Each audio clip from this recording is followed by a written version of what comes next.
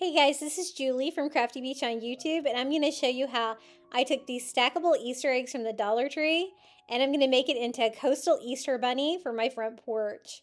I'm going to use the bottom two eggs. I think that's going to be the perfect size for my bunny.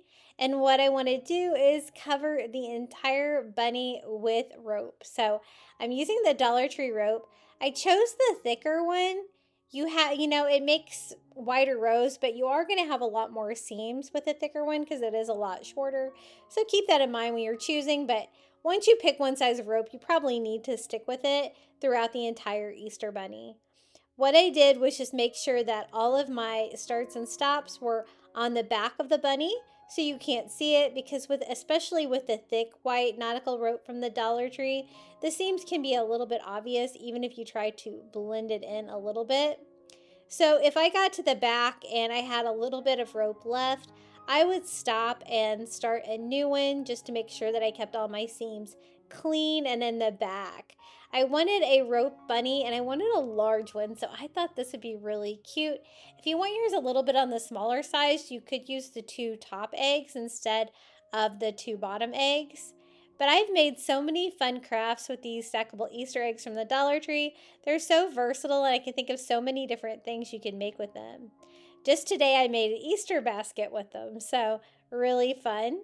When I get here to the top, I don't want to go too high because I want to be able to click on my second one, which I went ahead and did, and continued the rope all the way up. Now, if you want yours where you can take it apart for storage, you could start and stop the rope in between the two different eggs. You could probably get away with it without much of a seam there.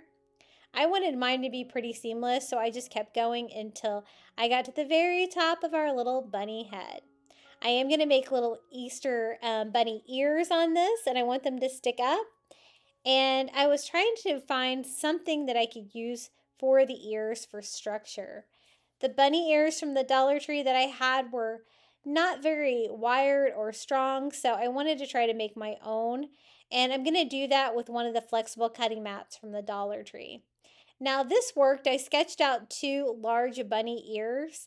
The only thing is it is super flexible and you are going to get a floppy ear here and there, which I kind of like the floppy ear effect, but if you want yours to be more rigid, you're going to have to try to either maybe use wire or cardboard. I didn't use cardboard because I wanted to be able to put mine outside. I'm just using that same rope and I am going over the bunny's ears here and just starting and stopping again on the back with a rope. And I'm gluing it to the cutting mat, but also to itself a little bit. And I go a little bit smaller up here to the very top, and we have a bunny ear that's going to coordinate really well with this. I'm going to kind of attach these after the effect because I don't really have that structure, of course, coming out of the Easter egg. I do the same thing here with our second little bunny ear. And now these little bunny ears are ready to attach. I want one here on each side of our bunny head. I use hot glue and glue that down, making sure the rope really gets sturdy on the back. I reinforce it with a little bit of extra hot glue to make this a little bit stronger. I have this sitting outside in Florida for Easter and it's really holding up well so far.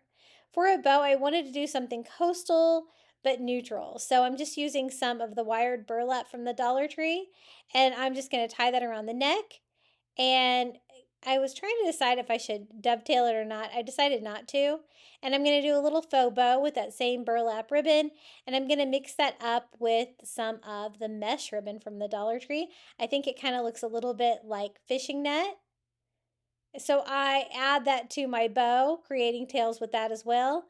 And these are just loops because I already have the tails from tying this around. I make the faux bow just by using a zip tie and tying that off to the ribbon that was already on there and just fluffing up my bow and making it look really nice. This is how it turned out, my little coastal rope Easter bunny. I think it is so fun for Easter.